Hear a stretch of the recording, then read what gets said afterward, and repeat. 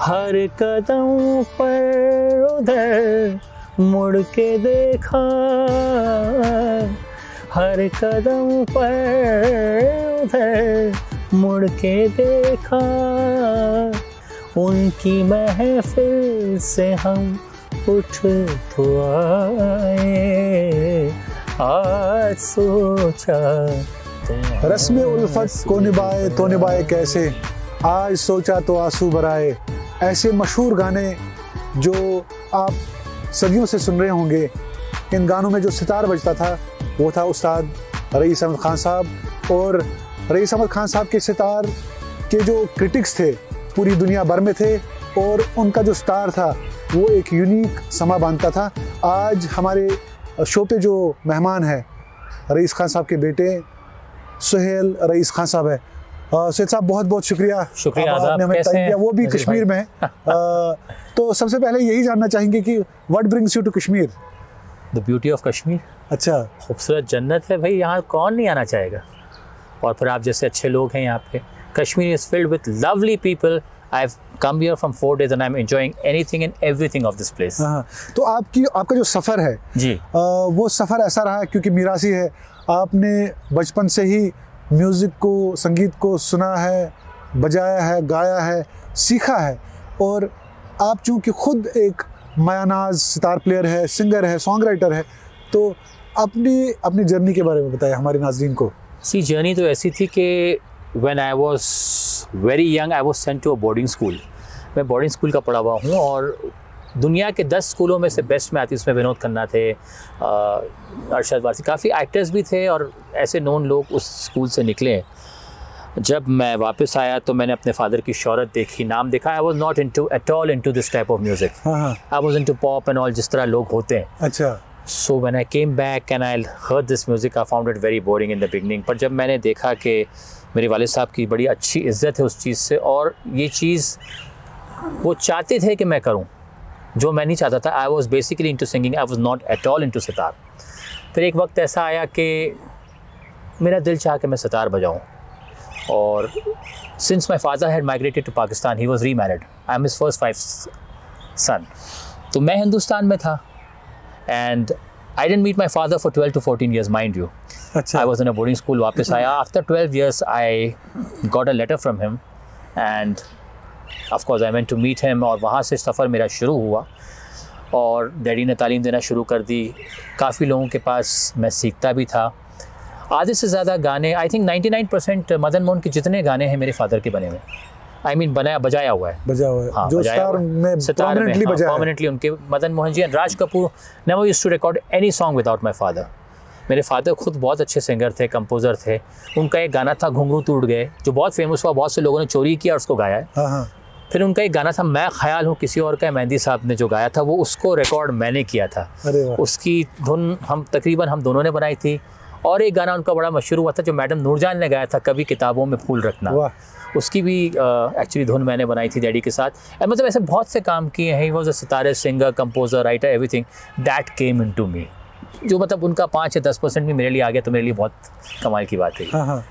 तो वहाँ से आप समझते हैं कि मेरा सफ़र शुरू हुआ, और कोशिश की मैंने कि I can not play like any of these people. इतने लेजेंड्स इतना अच्छा काम करके चले गए हैं कि अब वो बात नहीं रही, लेकिन मैं कोशिश कर रहा हूँ कि उसको जितना हो सके संभालूं और पेश करूँ लोगों के सामने। अच्छा, तो ये जो सफ़र रहा आपका, जब आपने बाकायदा जो है इससे एक नाता बनाया संगीत से, तो क्या था आपका पहला कोई एक्सपीरियंस जो आपको याद है वालिद साहब के साथ या बड़े ऐसे किसी कलाकार के साथ? हाँ, मुझे ये याद ज़रूर है कि मेरे वालिद साहब ने मेरी बहुत बुरी इंसल्ट की थी एक प्रोग्राम में, क्योंकि मैं कॉन्सर्ट में बैठा था उनके साथ, and I had asked him कि मैं आपके साथ गाना चाहता हूँ या बजाना चाहता हूँ। So that look he gave me ऊपर से नीचे मुझे अभी तक याद है, because I was not trained, but he said चलो इसको आज मैं सबक सिखाई दूँ। I know that was a सबक for me. So when I was singing or something, कहाँ से इनके सुर आ रहे हैं, कैसे गा रहे हैं, भाई ये क्या करेंगे, गाना बजाना करेंगे तो अंग्रेज़ के लोग, मतलब in front of everybody in the public he told me। वो बात मुझे लगी। उसके बाद जो मैंने रियाज़ करना शुरू किया, मतलब जितना मुझे, और एक कमाल की बात थी मेरे वालिद साहब के साथ, आप ये सुनेंगे बहुत उस्ताद लोग ज़्यादातर यही करते हैं कि आप कितना भी अच्छा गाओ, कितना भी अच्छा बजाओ, आपकी तारीफ़ नहीं करेंगे। वो कहते थे कि जिस दिन हमने आपकी तारीफ़ की, आपका गाना बजाना ख़त्म। तो फिर I try to please him as much as I could, but he was not happy. But पीछे से बोलते थे कि कर रहा है, मेहनत कर रहा है, ज़रूर कुछ बनेगा। आज सोचा तो आंसू बराए, तो ये गाना जो है इसने बहुत, ये गज़ल जो है बहुत मकबूलियत हासिल की, तो ये थोड़ा गुनगुनाइए हमारे लिए। आज सोचा तो आंसू भराए, मुद्दतें हो गई मुस्कुराए, मुद्दतें हो गई मुस्कुराए, आज सोचा तो आंसू भराए, हर कदम पर उधर मुड़ के देखा, हर कदम पर उधर मुड़ के देखा, उनकी महफिल से हम उठ तो आए, आज सोचा तो आंसू भराए। I was there for this recording and I remember ये रिकॉर्डिंग कैसी हुई थी। कमाल चीज़ होती थी कि कोई भी गाना लता जी जो गाती थी वो कांच में से इशारा करती थी मेरे वालिद साहब को। जब तक मेरे वालिद साहब इशारा करते तो मतलब ठीक है, ये जो सर झुका के अगर ऐसे करते थे तो वो कहती थी रीड टेक करें। It was all the recording which my father was there, वो बिना उनके वो रिकॉर्डिंग पास नहीं करती। अच्छा। और दूसरे इस रिकॉर्डिंग की ख़ास बात ये थी कि we had to give the sad moment. एक नई हीरोइन बनने आई थी विद्या सिन्हा करके, and they were all sitting down the recording room and all, and daddy ने कोई ऐसी हरकत की थी जो मैं नहीं बता सकता। लता जी को जान पूछ के उन्होंने इतना इमोशनल किया कि वो गाना इतना अच्छा हुआ उसके बाद, और ऐसी रिकॉर्डिंग हुई कि वो गाना एक यादगार रह गया।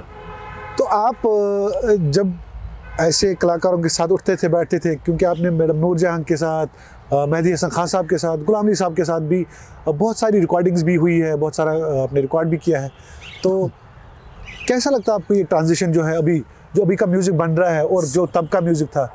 देखिए, technically we are very strong right now, but music wise ना गाने का सर है ना पैर है। मुझे तो आज के गाने समझ में नहीं आते, और आज की आवाज़ें भी, ऐसा नहीं कि लता मंगेशकर या आशा भोसले जी से अच्छी आवाज़ें नहीं है, बहुत अच्छी आवाज़ें हैं, लेकिन वो लोग इसलिए लकी भी इसलिए थे कि उनके पास म्यूज़िक डायरेक्टर्स ऐसे थे, ऐसा काम था। आज का तो कोई म्यूज़िक मुझे समझ में नहीं आता, तो मैं क्या कुछ कह सकता हूँ, लेकिन सब अपनी जगह सही है, जैसे चल रहा है चलने दो, और क्या। तो सितार की अगर बात करें, जो कि आपके साथ हमेशा रहता भी है, और कई आपके जो कंपोजिशंस है, कई आपके जो गाने हैं उसमें आप प्रोमिनेंटली सितार बजाते भी है, तो सितार का जो सफ़र जो है वो चूँकि नेचुरली फादर से ही, वालिद साहब से ही शुरू होगा। सी आई टेल यू व्हाट, मेरा जो सितार है मैं किसी को कॉपी नहीं करता। No rice Khan, no Vilayat Khan, no Ravi Shankar, I have my own style and I am going with a little bit of different style. अगर आप मेरा चैनल देखेंगे सुहेल रईस खान, इट्स SUHELRAISKHAN, आप उसमें देखेंगे तो मेरे गिनीज़ में नाम है, मेरा सबसे ज़्यादा वीडियोस मेरे हैं, 650 वीडियोस हैं, उसमें मेरी गज़ल है, गीत है, फ्यूजन है, हर चीज़ हर यौना में है। तो मेरा सितार किसी से नहीं मिलता। आई ट्राइड, मतलब क्योंकि हम उनको कॉपी करके फ़ायदा क्या, दुनिया उन लोगों को कॉपी करती है, लेकिन आप जब वैसा बजा ही नहीं सकते तो उनको कॉपी क्यों करें। तो अपना वजूद खुद बनाइए, अपना गाना, मेरा गाना, ये मेरा सितार, मेरा म्यूज़िक किसी से नहीं मिलता। कितना ज़रूरी है एक्सपेरिमेंटेशन करना, कितना ज़रूरी है आजकल के ज़माने में? प्लीज़ कीजिए, रोज़ कीजिए, लेकिन अपनी हद में रह के कीजिए। वाहियात वर्ड्स, वाहियात म्यूज़िक, उसका कोई सेंस नहीं है। और जो सुनने आप समझ रहे दुनिया कह रही है बहुत अच्छा, लेकिन तेल को अगर ज़मीन पे आप डालोगे, या जो जिन लोगों को आप जो म्यूज़िक दोगे वो लोग वही सुनेंगे। आप अच्छा दोगे तो अच्छा सुनेंगे, जो डालेंगे मार्केट में वो सुनेंगे। तो everything is become a business now. I feel music is finished, I feel music is finished. एक ऐसी कहावत है कि पार्टीशन के बाद जो है, जो आर्ट जो है वो वहाँ चला गया और जो दंड है यहाँ रह गया, मतलब जो एक एक एक एक, एक प्रिजम्पशन ऐसा है। आर्टिस्ट बहुत अच्छे हैं पूरी दुनिया में, बस यही है कि अच्छे आर्टिस्टों को मौका नहीं मिल रहा। वो बेचारे घर बैठे हैं, और जितने अताई हैं बिजनेसमैन है वो आगे म्यूज़िक का भी बिजनेस कर दिया। तो अब उसका कुछ कर नहीं सकते। We have to fight it, if we can't fight it, get out of the race. But I am one person who doesn't get out of the race so easily, nobody can get me out so easily. अच्छा, मैं वही करता हूँ, शायद ऊपर वाले ने मुझे नवाजा, ऐसी चीज़ें दी है लाइफ में कि मैं अपना खुद का प्रोडक्शन है मेरा, खुद का मैं गाता बजाता हूँ और मैं खुश हूँ।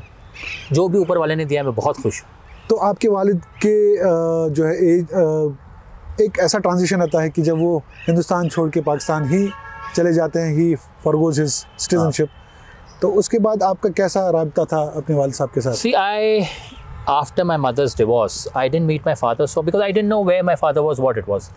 After 14 years, I got a letter from him कि your father is there.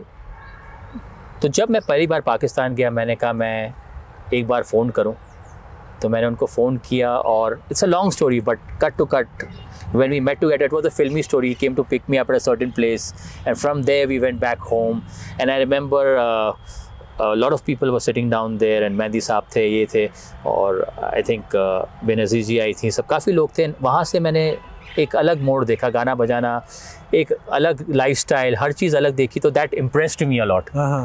Mother's side family is my like the metro shoes in the house. My mother's from that side family. अच्छा। मम्मी की side से education मिला, dad के side से music मिला, so both the blend was जितना that way it was। तो जो आपके रिश्तेदार हैं, जो आपके भाई लोग वहाँ पे हैं, तो उनसे आपकी मुलाकात? बिल्कुल, मेरे 2 छोटे भाई पाकिस्तान में हैं मेरी उस नेक्स्ट मदर से और बहुत अच्छा बजाते हैं। खास तौर से Farhan Rais Khan is one of the best sitarist, not because he is my father, my brother. आप जाके कोक स्टूडियो में चेक कर लीजिए, Farhan Rais Khan plays very well. I don't think तो उसके मुकाबले का कोई सितारिस्ट आज है, ये मैं उस सनत से कह सकता हूँ, not because he is my brother. I word everybody and मुझे तो किसी गिनती में डालिए मत क्योंकि सब मुझसे बेटर है। तो चूंकि कश्मीर में है, अब कश्मीर में आपने कुछ जो है प्रोजेक्ट्स किए हैं, अभी म्यूजिकल प्रोजेक्ट्स मैंने आपके साथ किए हैं and of course he is a very talented guy and very good looking and I am jealous of him, trust me, very good rabab player. नहीं आपकी जरा नवाजी, वी डन 2 ट्रैक्स टुगेदर, इंशाल्लाह आपके सामने जल्दी आएगा। जरा नवाजी। और मुझे बताइए कि यहाँ पे और काम करना चाहेंगे आप कश्मीर में? बिल्कुल करना चाहेंगे अगर अच्छे पैसे मिलेंगे तो। और मेरे साथ मेरे जो टीम के साथ आए हैं, गुलाब बहुत अच्छा इसको वो शूट किया उन्होंने, गानों को मेरे साथ बहुत साथ दिया है। प्लीज़ कम यार, I want to introduce you, 2 minute के लिए आ जाइए। So he is the man behind everything, he is my backbone for the video and to help me out with everything this is Nazir bhai and thanks to all of you all, really it's great. तो गुलाब भाई आपसे बात करेंगे कि चूँकि आप camera पे हैं और आप कश्मीर पहली बार आए हैं, तो how do you see Kashmir Kashmir को आप कैसे देखते हैं? इस बार का एक्सपीरियंस कैसा रहा आपका वीडियो का? वहाँ देख बहुत अच्छा लगा और यहाँ की लोकेशन बहुत सुंदर है, बहुत सुंदर जन्नत है भाई ये तो। और स्पेशली यहाँ के जो लोकेशन पे हमने शूट किया है, आप वीडियो आएंगे तो देखना उसमें। बल्कि आपके साथ भी तो 2 वीडियो किए हैं अभी, जाके उसको एडिट करेंगे। आई होप ऊपर वाला अगर अच्छा फर्स्ट क्लास आ जाए तो फिर करेंगे। बट तो जाते जाते हमारे नाज़रीन को जो आपका पसंदीदा कोई या आपके वालिद साहब को आप उनकी दिन का कोई है? हाँ, डैडी की वही गज़ल मुझे बहुत पसंद है जो मैं गाता हूँ। तो मोहे आई न जग से लाज, मैं इतना जोर से नाची आज के घुंघरू टूट गए, के घुंघरू टूट गए, के घुंघरू टूट गए, के घुंघरू टूट गए। मैं बसी थी जिनके सपनों में, वो गिनेगा अब मुझे अपनों में, वो गिनेगा अब मुझे अपनों में। कहती है मेरी हर अंगड़ाई, मैं पिया की नींद चुरा लाई। मैं बन के गई थी चोर, मैं बन के गई थी चोर, के मेरी पायल थी कमजोर, के घुंघरू टूट गए, के घुंघरू टूट गए, के घुंघरू टूट गए, के घुंघरू टूट गए। और ये गजल नहीं है, गीत है कतील शिफाई साहब की। And that's it. बहुत बहुत शुक्रिया, थैंक यू सो मच, बहुत बहुत थैंक यू सो मच नज़ीर भाई, शुक्रिया। Thank you so much.